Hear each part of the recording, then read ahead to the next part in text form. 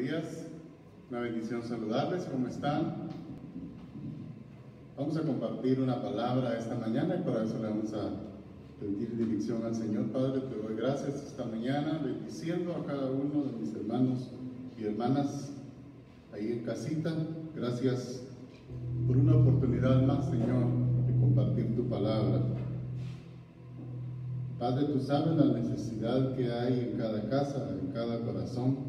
Padre, y te pedimos de una manera especial y sobrenatural que actúes a favor nuestro, Padre, que cuides de cada uno de nosotros. Te damos gracias, amado Señor. Amén. Quiero esta mañana que me hagan favor de acompañarme, si usted tiene su Biblia ahí, en el libro de Jueces, capítulo 3. Vamos a leer dos versículos del 9 al 10. Jueces 3, 9 al 10. Es la palabra de Dios. Entonces clamaron los hijos de Israel a Jehová, y Jehová levantó un libertador a los hijos de Israel y los libró. Esto es a Otoniel, hijo de Cenaz, hermano menor de Caleb. Y el espíritu de Jehová vino sobre él y juzgó a Israel, y salió a batalla, y Jehová entregó en su mano a Husán Risataim, rey de Siria, y prevaleció su mano contra Husán Risataim. Vamos a terminar ahí. No sé si a veces casi no hablamos mucho acerca del libro de los jueces. El libro de los jueces es un libro poético que se escribió más o menos en el tiempo, después del tiempo que el pueblo de Israel salió de Egipto y anduvo vagando en el desierto. Fue entre esa transición cuando terminó ese vagar, ese caminar en el desierto, y el pueblo de Israel ya se estaba estableciendo. Y lo que narra el libro de los jueces es básicamente que se levantaban muchos líderes, muchos libertadores, como en el caso de Otoniel, y estos libertadores empezaban a dirigir el pueblo. Era una especie como de líder libertador, pero también tenía ciertos atributos como de jefe del pueblo, casi como rey, pero no tenía una sangre real y no dejaba de un linaje de rey, pero eran con esos más o menos poderes. Y así fueron surgiendo varios, eran 14 en total. Se supone que Samuel fue el que escribió el libro de los jueces. De hecho, Samuel fue el último juez que hubo, porque se recuerda que él ya coronó a un rey, al rey Saúl. Y dicho sea de paso, Samuel fue juez, fue sacerdote y también fue un profeta. Entonces, miremos lo importante que eran estos personajes.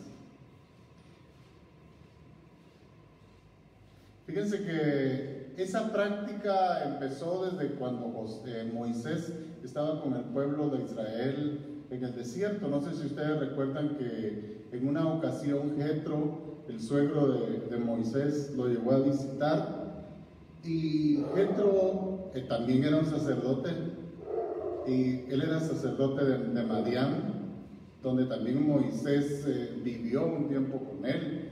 Y se recuerda que él estuvo observando que Moisés se dedicaba horas, muchas horas, hablándole al pueblo juzgándolos de cualquier caso que hubiera, y venía uno, salía, venía otro, y hacían largas colas ahí en el lugar donde Moisés juzgaba al pueblo. Y dice que el suegro lo llamó y le dijo: ¿sabes qué? Estás perdiendo mucho tiempo juzgando al pueblo. Tú deberías de usar tu tiempo para hacer cosas mejores, porque te he puesto para hacer, tal vez no mejores, sino que más importantes, para lo que yo te capacité a hacer a ti. Y le digo: busca a personas que sean capaces, gente sabia, gente entendida, que sean capaces, y ponlos sobre grupos de 100, sobre grupos de 1000, y que ellos se encarguen de hacer ese trabajo. Yo me acuerdo que cuando yo era joven, mi jefe me dio un puesto de supervisor. Y fíjense que yo tenía siempre la costumbre de que cuando yo trabajaba en un taller y cuando yo llegaba, yo siempre, si los que limpiaban no habían limpiado bien, yo limpiaba mis herramientas. Entonces cuando a mí me ascendieron de puesto, yo llegué, yo siempre llegaba todas las mañanas igual. Yo ya no solo limpiaba mi puesto de trabajo, sino que si había algo mal puesto ahí en todo el taller, yo iba, salía a los parqueos, que todo estuviera en orden, que todo estuviera limpio, y era como responsabilidad que yo sentía. Pero una vez mi jefe me miraba haciendo eso y me llamó y me dijo: ¿sabes qué? Yo no te estoy pagando para que andes limpiando, yo te pago para otra cosa. Entonces, algo así le pasó a Moisés. Y el suegro, lleno de sabiduría, un hombre con mucha sabiduría, un hombre mayor, le dijo: Josué, instituye jueces. Y a partir de ahí se fueron desarrollando estos jueces. Y después de Gedeón se levantaron muchos, de Otoniel, se levantaron muchos como Gedeón. Gedeón es un juez muy conocido porque se habla mucho de él. Dice que Gedeón, el ángel de Jehová, lo encontró una vez enterrando o todo asustado, juntando una cosecha que tenía ahí escondida, porque en ese entonces el pueblo de Israel era un pueblo extremadamente joven, que no tenía un estado formal, que eran seminómadas y se estaba formando como tal.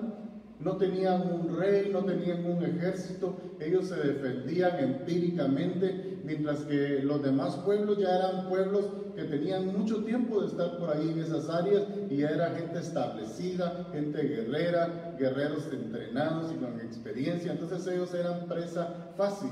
En este caso de Gedeón, el pueblo que se llamaba los madianitas, dice que cuando ellos sembraban, ellos cosechaban, los madianitas llegaban y les robaban. Cuando ya la cosecha estaba casi lista, ellos llegaban y les robaban, y ellos estaban con hambre. Entonces había un problema. ¿Cuál era el problema ahí? El hambre, porque les robaban.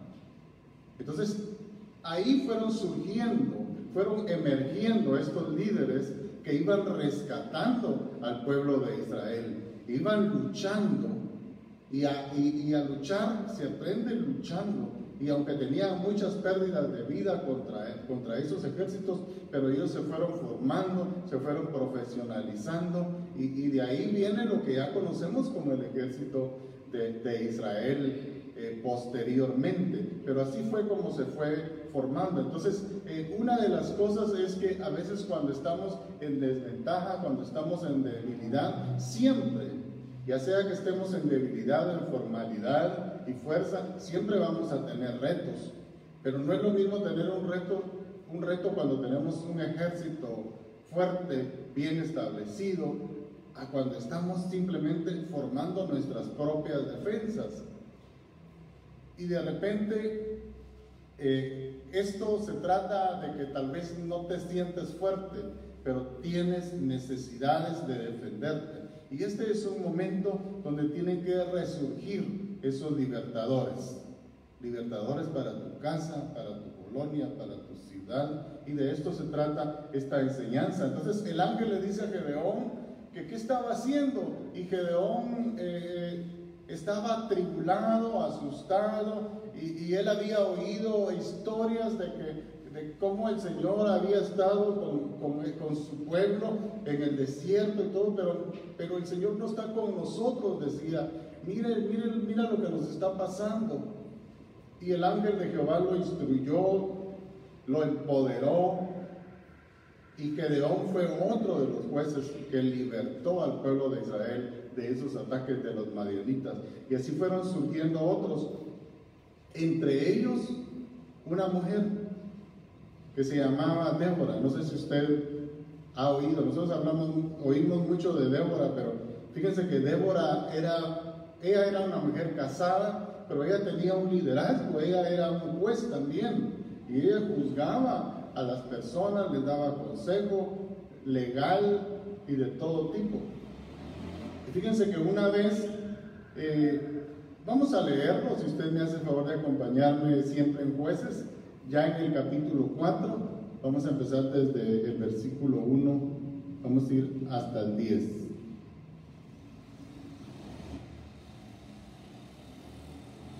Jueces 4 del 1 al 10. ¿Por qué le leo de esta mujer? Porque los retos no están pasando solo a varones, a cabezas de hogar. También están pasando a mujeres, que también son cabezas de hogar. Recordemos que nuestra sociedad se ha convertido en familias monoparentales, que solo una persona a veces está llevando el cuidado de los hijos. Lamentablemente está pasando esto. Entonces hay mujeres que se quedan solas con sus hijos, y esta palabra también es para todos nosotros, porque las mujeres, recordemos de que es un valor muy grande, una fuerza muy grande que tenemos en el pueblo de Dios, que el Señor, por supuesto, nos da aliento a todos, juntamente con las mujeres, porque las mujeres también tienen poder de decisión. Las mujeres cuentan con esa responsabilidad también. Encima de ese poder también hay una gran responsabilidad. Gran cantidad de mujeres tienen que tomar esas decisiones. Gran cantidad de mujeres están criando también a estos hijos que van a ser la sociedad dentro de unos pocos años, la fuerza de la iglesia también. Entonces, madre, si tú estás sola, si tú, ya me imagino cómo se puede, tal vez ni me imagino cómo se puede sentir una madre sola, pero las madres han demostrado que son fuertes, y Débora es un ejemplo de ello. Y quiero que, pues ya estamos en esta cita de Jueces 4, vamos a leer estos 10 versículos. Dice: después de la muerte de Adod, los hijos de Israel volvieron a hacer lo malo ante los ojos de Jehová. Fíjense que este es un ir y venir, que los hijos de Israel, cuando eran libertados y se sentían bien y ya estaban en paz, volvían a hacer lo malo, así como empezaba este liderazgo de Débora, y otra vez el Señor los empezaba a abandonar. Ese era el juego, la constante en el libro de Jueces. A veces era por idolatría, generalmente era por idolatría, y ahí también aprendemos el daño, la opresión que causa la idolatría. Entonces, es bueno también ponerlo en el contexto actual de nuestra situación, porque a veces nosotros caemos en este tipo de fallas como pueblo de Dios, y vienen situaciones a nuestra vida, y lo importante es identificar por qué muchas veces nos suceden cosas, y no estamos para juzgar, porque aunque este es el libro de Jueces, pero quien nos juzga es el Señor. Pero nosotros tenemos que poner ventanas de entendimiento delante de nosotros, como es el libro de los Jueces, donde nosotros tenemos que identificar situaciones en las cuales nosotros caemos que no le agrada al Señor, y cuando caemos en estas situaciones tenemos que ser humildes para decir: Señor, yo te he fallado, yo no he hecho las cosas como tú quieres de que yo me comporte, que yo haga. Y esto pasaba con él, y entonces había necesidad de un libertador después de esto, después de un arrepentimiento previo.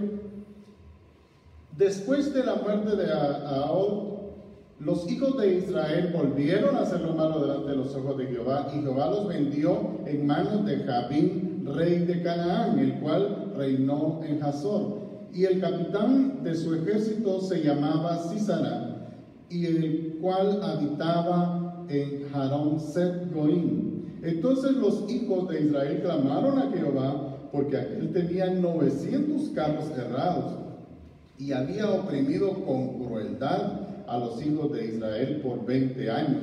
Gobernaba en aquel tiempo a Israel una mujer Débora. ¿Quién gobernaba a Israel en ese tiempo? Una mujer Débora, llamada Débora. ¿Cómo cuesta entender en un mundo, en un pueblo casi que totalmente patriarcal, escuchar esto? Porque posteriormente ya no se menciona esto. Era un pueblo totalmente patriarcal. Yo creo que se rompió cierta línea de esto, tal vez no en su totalidad, porque recordemos que, como en el caso de Débora, las mujeres tienen que estar casadas, tienen que tener un esposo, y ese era el caso de Débora. Pero también tenemos que ver que las mujeres tienen a veces simiente que liderar. De hecho, tienen que liderar su propia vida, tienen que luchar por su propia vida, por su propia descendencia. Pero aquí la Biblia es clara en decir que gobernaba en aquel tiempo a Israel una mujer, Débora, profetisa. Miren, ya hay un ministerio envuelto en esto. Tal vez sí hay una diferencia entre la profetisa o el profeta de esos tiempos a los tiempos ahora que conocemos como la gracia, considero yo. Pero mire cómo los atributos espirituales que esta mujer tenía. Era gobernadora de Israel y profetisa. Generalmente siempre el gobernador tenía dotes de profeta, o tenía un profeta de cabecera de parte de Dios. Y dice, mujer de Lapidot, y acostumbraba a sentarse bajo la palmera de Débora. Ella tenía su propia palmera, ya era conocida que ahí era donde ella estaba, entre Ramá y Betel, en el monte de Efraín. Y los hijos de Israel subían a ella a juicio, y ella envió a llamar a Barak, hijo de Abimonoam, de Sedes de Neftalí, y le dijo, ¿no te ha mandado Jehová, Dios de Israel, diciendo, ve, junta a tu gente en el monte de Tabor, y toma contigo a 10,000 hombres de la tribu de Neftalí y de la tribu de Zabulón, y yo atraeré hacia ti al arroyo de Sison a Sísara, capitán del ejército de Javín, con sus carros y sus ejércitos, y lo entregaré en tus manos. Barak le respondió, si tú fueres conmigo, yo iré. Miren la importancia del liderazgo de Débora. Este jefe de estos guerreros le dice, sí, yo voy, pero tienes que venir conmigo. Había un notable liderazgo y un notable respaldo de Dios en esta mujer para que este guerrero le hubiera pedido esto. Y ella contestó, ella dijo, iré contigo, mas no será tuya la gloria de la jornada que emprendes, porque en mano de mujer venderá Jehová a Sísara. Miren la condición que le puso. O sea, la mujer, Débora, marcó un liderazgo para que nosotros también entendamos que, como todos los jueces, como todos los líderes que emergían de acuerdo a las necesidades, también las mujeres emergían en esas mismas necesidades como líderes, como guerreras y con poder, porque aquí lo está mostrando la palabra de Dios. Pero le dice, hace la salvedad, no será tuya la gloria de esta jornada, porque en mano de mujer vendrá Jehová a Sísara. Y levantándose Débora, fue con Barak a Sedes, y juntó Barak a Zabulón y a Neftalí en Sedes, y subió con 10,000 hombres a su mando, y Débora subió con él. Es importante leer todo esto, hay una enseñanza muy grande, paralelo a todo lo que estamos leyendo, porque había unas tribus que no iban, había otras tribus que se querían, miren, eran los varones de ese momento. Dice que había muchas tribus, como la tribu de Zabulón, etcétera, que se querían mejor quedar cuidando el ganado, que fueran a pelear Neftalí y los demás, pero ellos no.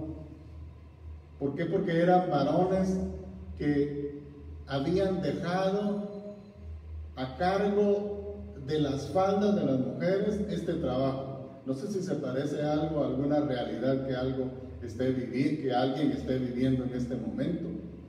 Pero mire, es una parte muy importante de la Biblia, tal vez muy única también, porque tal vez encontraría cosas contrarias a palabras contrarias a lo que yo estoy hablando, si es que no fuera en la palabra de Dios. Pero el mismo Jesús dijo, la misma palabra nos enseña que en Cristo no hay hombre ni mujer, y esa es nuestra realidad ahora, y eso es lo que tú también tienes que creer. No hay hombre ni mujer. Yo sé que algunos se empeñan, en vez de levantar tu espíritu, en aplastarte como mujer, pero yo vengo y te enseño también el liderazgo de todos estos varones, pero también de esta mujer, porque en la Biblia también, siempre pasa, y siempre ha pasado, que la palabra siempre empodera a las mujeres siempre hacen trabajo de libertadoras, trabajo donde la fortaleza de los varones muchas veces no está. Ahí aparecen las mujeres por la necesidad. Fíjense que quiero leerles algo, o que miremos algo del libro de Esther. Yo sé que muchos hemos escuchado del libro de Esther, y vamos a leer algo de Esther. Quiero que empecemos en Esther 3, 5, 6.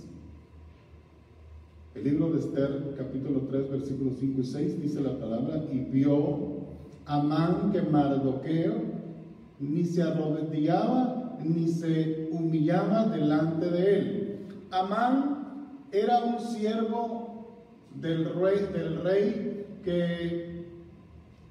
Asuero, que era su segundo, vamos a llamarlo así. El rey Asuero era el rey de los persas, lo que ahora es Irán, y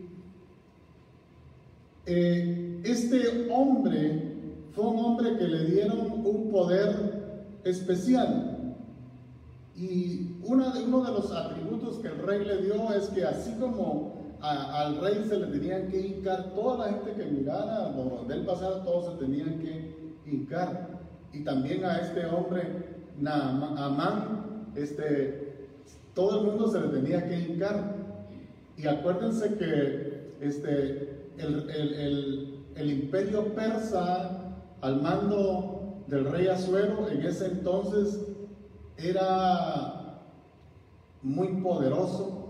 Solo para que se imaginen, ellos en ese tiempo gobernaban porque habían conquistado territorios como India. Imagínense, estaba bastante lejos, y es una región muy grande. Para que tengamos una idea, India es el segundo país más poblado en este momento, después de China, pero son países muy grandes y extensos. También tenían muchos países de África subyugados. Entonces, para que entendamos también el poder de este reino de Persia en ese momento, el cual gobernaba el rey Asuero. Y junto con todos estos países, vamos a llamarle así, estaba Israel, que también estaba subyugado a los persas. Y todo esto pasaba en ese entorno. Pero este hombre se empeñaba en que Mardoqueo se tenía que arrodillar delante de él. Y Mardoqueo, un siervo judío, se negaba a humillarse delante de él. Y vamos a seguir leyendo. Y se llenó de ira, porque Mardoqueo no se humillaba delante de él, pero tuvo en poco poner mano en Mardoqueo solamente, pues ya le habían declarado cuál era el pueblo de Mardoqueo, y procuró Amán destruir a todos los judíos que había en el reino de Asuero al pueblo de Mardoqueo. Amán se iba a vengar porque Mardoqueo no se humillaba delante de él, pero no solo con él, con todo el pueblo de Dios. ¿Por qué Mardoqueo se negaba? Porque nosotros sabemos que delante de quién podemos doblar rodilla. Yo creo que usted sabe, ¿verdad? ¿Delante de quién tiene que usted doblar rodilla? Delante de las situaciones, delante de un virus, delante de un problema, delante de una persona, ¿verdad que no? Igualmente hacía, él tenía, ¿por qué? Porque cuando doblamos rodilla caemos en una idolatría. Y ese era el castigo que recibía el pueblo de Israel a través de todo el libro de Jueces, como hemos estado viendo. Entonces vamos a seguir leyendo, siempre ahí en el capítulo 3, vamos a leer el capítulo 8 y 10. Y dijo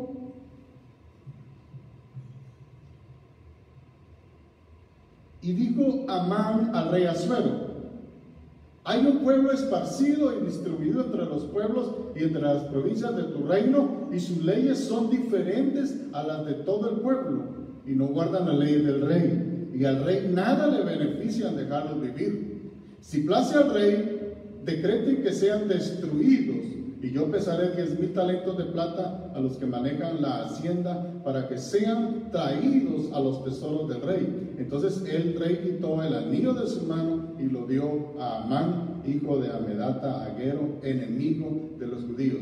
Mire lo que estaba planteando aquí este Amán era un genocidio contra los judíos.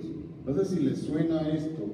Los judíos siempre han enfrentado esto. El pueblo de Dios siempre enfrenta un genocidio, es un exterminio. El exterminio siempre se ha planteado. Y con mentiras llegó aquí a este rey.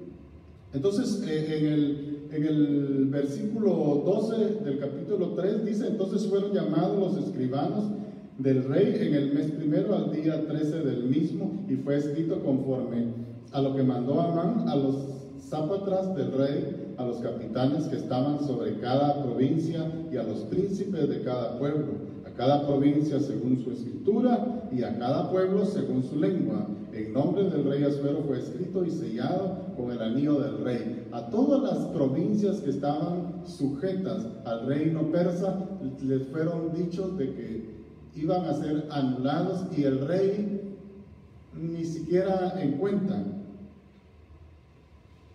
Pero había un detalle, que la esposa del rey era judía,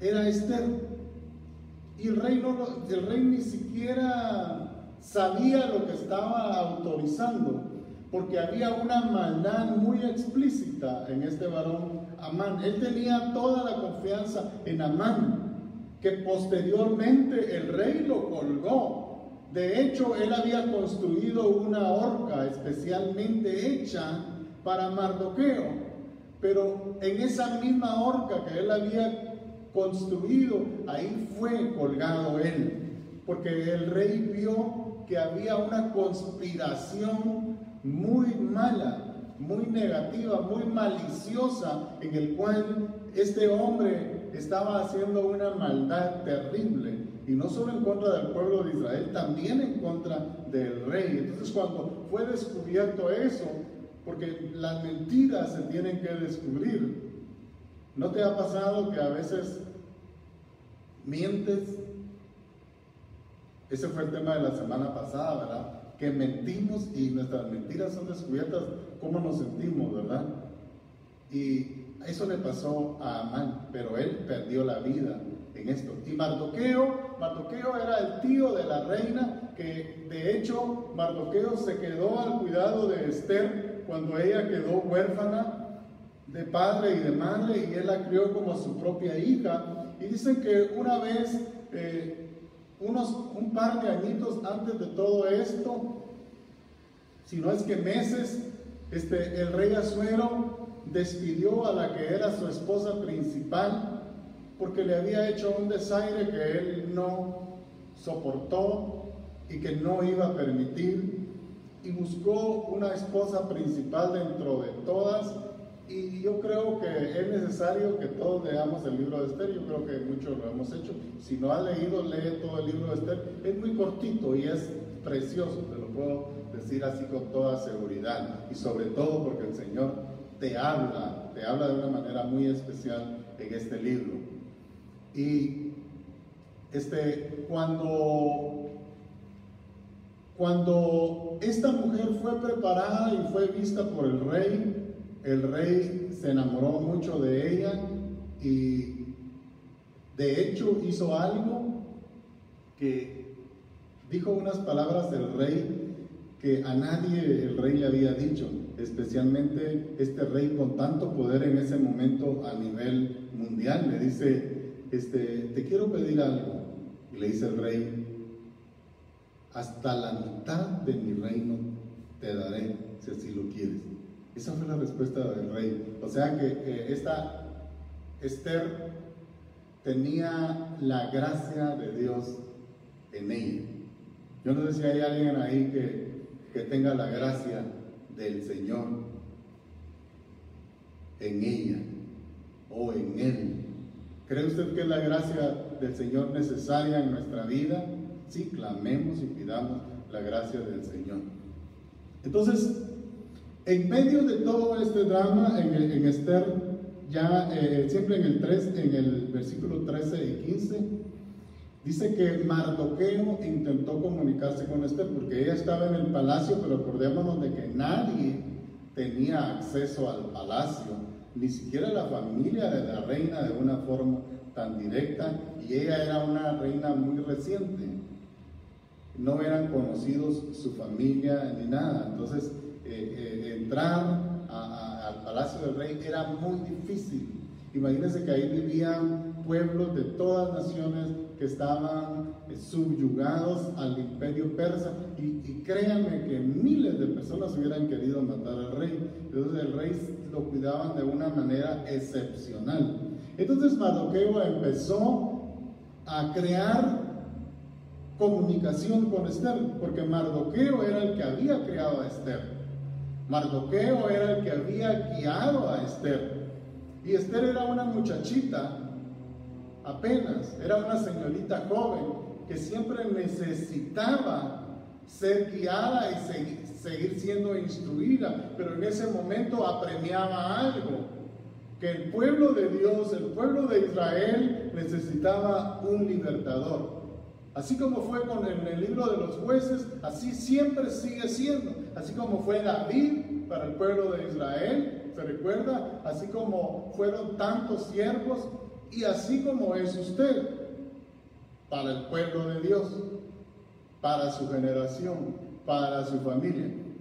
Entonces vamos a seguir leyendo. Y fueron enviadas cartas por medio de correos a todas las provincias del rey, con la orden de destruir, matar y exterminar a todos los judíos, jóvenes, ancianos, niños y mujeres, de un mismo día.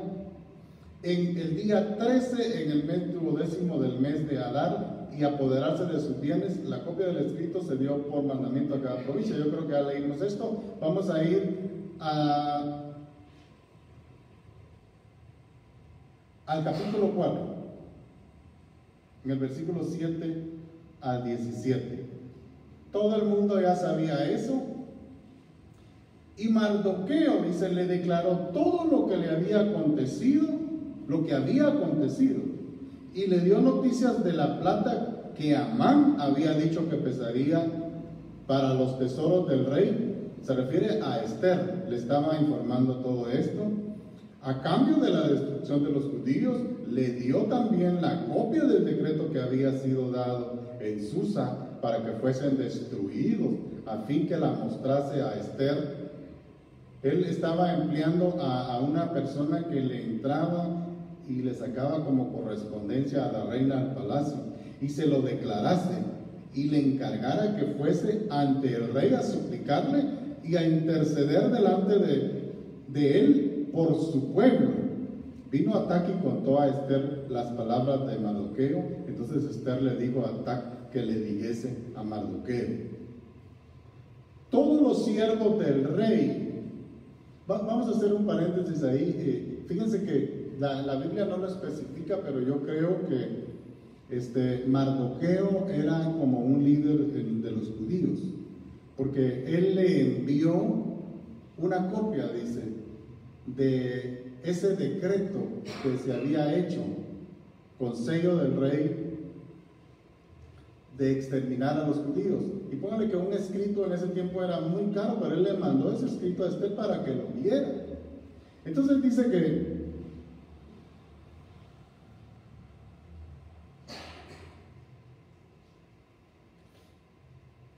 todos los siervos del rey de las provincias saben que cualquier hombre o mujer, mandó a decir Esther, que entrara al patio interior para ver al rey sin ser llamado, una sola ley hay al respecto: ha de morir.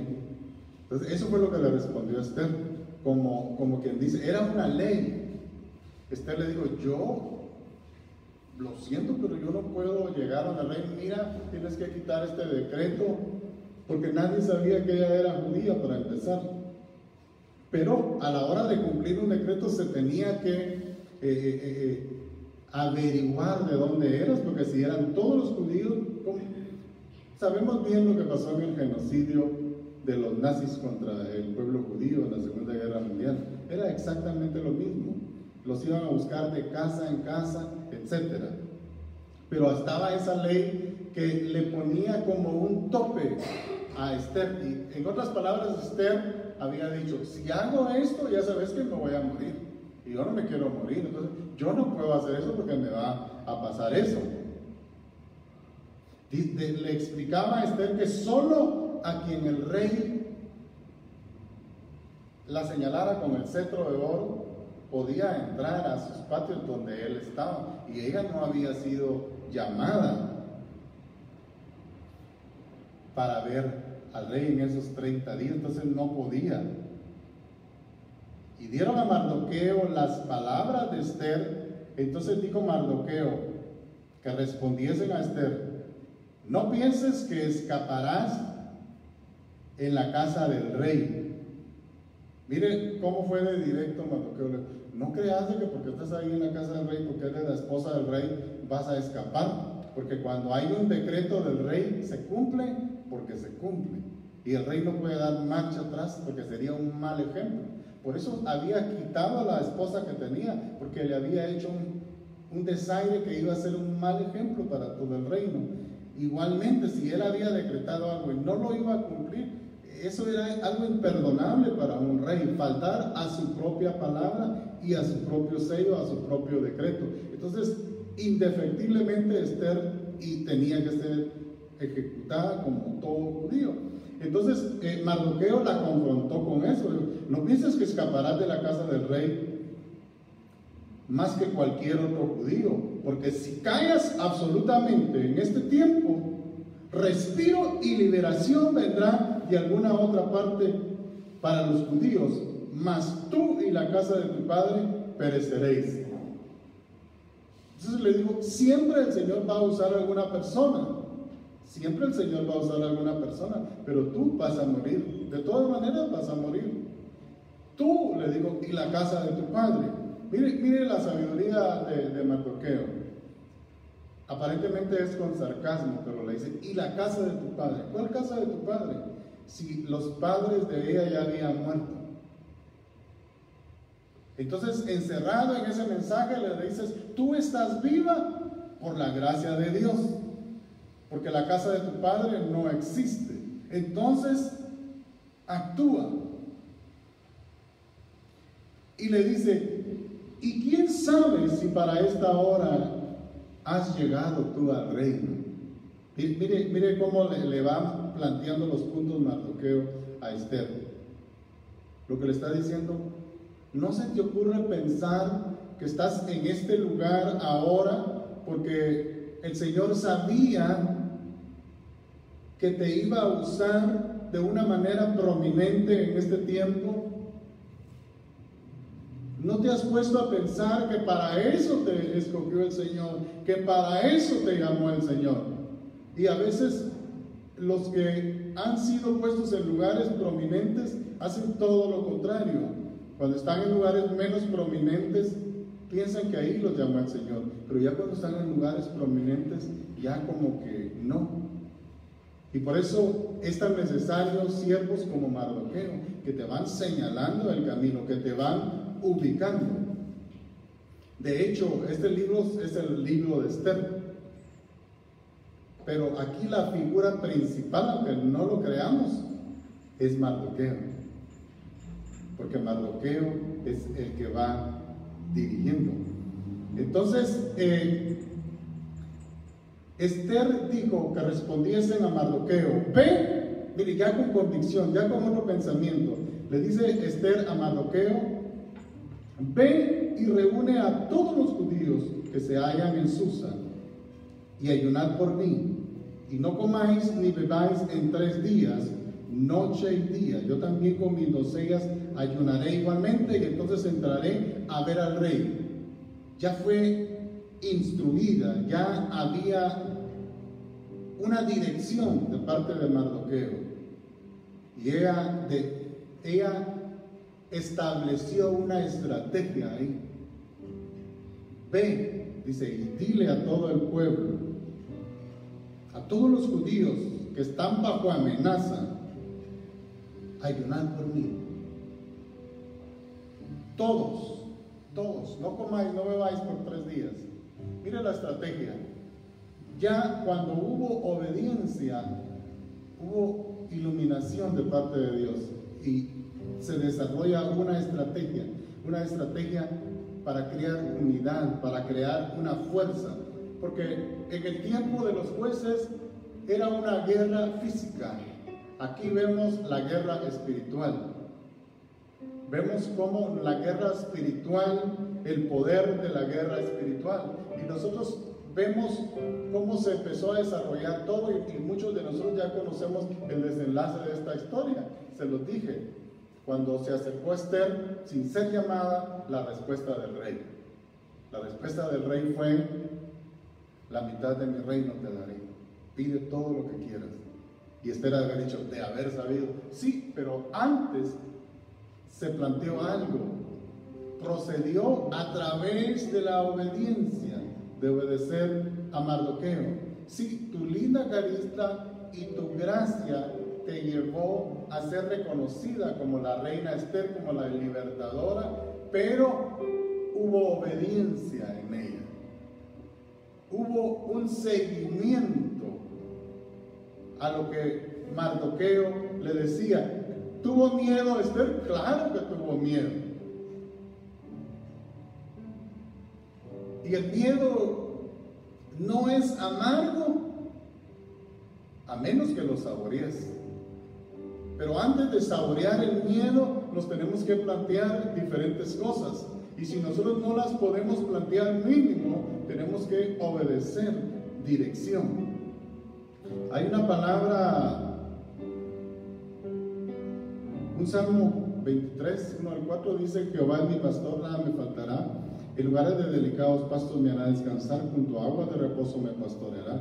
Confortará mi alma, me guiará por sendas de justicia por amor a su nombre. Aunque ande en valles de sombras de muertes, no temeré mal alguno, porque tú estarás conmigo. ¿Habría una razón para tener miedo a esto? Claro, era la muerte. Igualmente, yo te digo, por ejemplo, nosotros estamos en una situación en estos momentos que yo creo que nosotros a veces cuando salimos nos sentimos que andamos en valles de sombra y de muerte. De hecho, la calle, todos los lugares de trabajo, ahora los autobuses que están empezando a funcionar, los taxis, son valles de sombra y de muerte. Hay peligro, no solo por el tema de la contaminación del coronavirus, también hay delincuencia, hay accidentes, mis hermanos, y todo este encierro que ha habido, etcétera, a veces forma una psicosis interna que andas con mucho miedo. Y yo no te digo que no te cuides y andes como que si no, tenemos que cuidarnos, porque también esa es parte del amor propio, del amor a nuestro prójimo que el Señor nos ministra. No podemos decir que amamos a nuestro prójimo como al Señor, que son los 2 mandamientos primarios: amar al Señor con todo nuestro corazón y a nuestro prójimo como a ti mismo. Y si tú no te quieres cuidar, puedes andar descuidándote, pero acuérdate que puedes contagiar a tu prójimo, al que dice la palabra que tenemos que amar como mandamiento principal. Entonces tenemos que amar a nuestro prójimo cuidándonos a nosotros. Tiene que haber una responsabilidad de cuidarnos también por amar a nuestro prójimo. Y dicho sea de paso, también le pido, esta semana se está abriendo el país. Yo creo que muchos países ya se están empezando a abrir, porque, mis hermanos, no es que sea lo óptimo, pero la economía no puede estar paralizada totalmente todo el tiempo. Tiene que haber un momento que ya las economías no aguantan y se convertirían en otra pandemia de delincuencia, y yo creo que ya no da para más las economías. Entonces hay que abrirlas, ¿verdad? Entonces cuidémonos. Si usted necesita usar un autobús, cuídese mucho, muy responsablemente. Si ama a su hermano, ámese a usted mismo. Tiene que amar a su hermano, pero también usted se tiene que amar. Entonces cuídese, donde usted sea higiénico, donde usted cree que no hay que entrar, no entre en una senda de muerte. El Señor nos está infundando aquí confianza, no tener miedo, pero eso no quiere decir que vayamos sin responsabilidad a cualquier lado. Bendiciones, mis hermanos. Le damos gracias a nuestro amado Rey por esa palabra gloriosa, esa palabra tan especial que el Señor nos trajo esta bendita mañana. Una mañana que yo sé que cada día tenemos que mirar, mis hermanos, que son días de misericordia. Así que esta prédica yo sé que nos dejó, mis hermanos, un gran mensaje a nuestras vidas. Y yo le pido a mi Padre Santo que cada uno de nosotros reflexionemos, la tomemos y nos levantemos como esos guerreros. Yo declaro en el nombre de nuestro Señor Jesucristo que usted y yo nos levantamos como esas grandes Déboras, como esas Esteres, como esos Gedeones que se levantan en el nombre de nuestro Señor Jesucristo, para, mis hermanos, pelear la buena batalla de la fe. Sobre todo, mis hermanos, clamando, orando por nuestros países, orando, mis hermanos, por nuestras familias, para que nuestras familias, mis hermanos, se acerquen a Dios. Porque, mis hermanos, sabemos que se incrementan tiempos peores. Más aquí, yo en mi país, yo lo puedo ver, que mis hermanos sabemos que el Señor está teniendo tanta misericordia, pero ahorita, como decía el pastor, tenemos que tener mucho cuidado, incrementar nuestros cuidados. El ángel de la muerte, mis hermanos, anda rodeando los hogares, así que tengamos mucha precaución, pongamos de nuestra parte, pero sobre todo creamos en Dios, confiemos en Dios, hermanos. Entre más palabra usted escuche, dele reverencia a la palabra. Yo sé que muchos a veces no me entienden, no me comprenden de la forma cuando yo, mis hermanos, prácticamente exijo a la gente: oiga palabra de Dios, póngale atención a su Padre, porque a través de cada prédica, mis hermanos, el Señor está liberando. Quizá, mis hermanos, muchos vamos a ser salvados, no tanto solo porque nosotros creemos que hemos sido unos santos, sino que por la obediencia. Va a haber muchos, mis hermanos, que el Señor no va a ver méritos que quizá hagan en esta tierra, sino que con solo que anhelen escuchar de su palabra. Así que yo le dejo esto en su corazón, que escuche la palabra de Dios, que anhele la palabra de Dios, que anhele estar cerca de Dios. Dios es el único que nos puede guardar, ni sus riquezas, ni todo lo que usted posea, ni todo lo que nosotros creamos ser, nos puede guardar, mis hermanos. Solamente nuestro Señor. ¿Por qué le digo yo esto a usted? Porque para Él sea la honra, la gloria y el honor. Y yo declaro que fuera de mi Padre Celestial no hay nadie que se pueda asemejar a Él. Y también, mis hermanos, que nada sucede si Él no lo permite. Y todo esto que Él está permitiendo es para nuestra propia salvación, porque solo de esa manera nos podemos acercar a Él y podemos tomar, mis hermanos, en serio, de que la venida del Señor ya se acerca. Mis hermanos, Dios me los bendiga, que el Dios de paz llene su vida, llene su casa, y en el nombre de Cristo Jesús lo cubrimos con la poderosa sangre de Cristo y declaramos que el Dios Todopoderoso, a Él le cedemos el gobierno de nuestras vidas y de nuestros países, en el nombre de nuestro Señor Jesucristo. Muchas gracias por esos mensajitos que usted envía, muchas gracias por usted que se conectó, muchas gracias para aquel que va a oír este mensaje en YouTube. Les bendecimos a cada uno por nombre, bendecimos sus hogares, bendecimos a su familia y todo lo que Dios ha puesto en sus manos y todo aquello que el Señor le ha dado en mayordomía. Así que yo lo bendigo y le doy gracias a mi Dios por su vida. Iglesia de Jesucristo, familia de Sion, le bendice, y asimismo le enviamos mis hermanos, saludo muy especial a la Iglesia de Jesucristo, familia de Sion, León de Judá, allá en Virginia. Bendiciones a cada uno de nuestros hijos espirituales allá.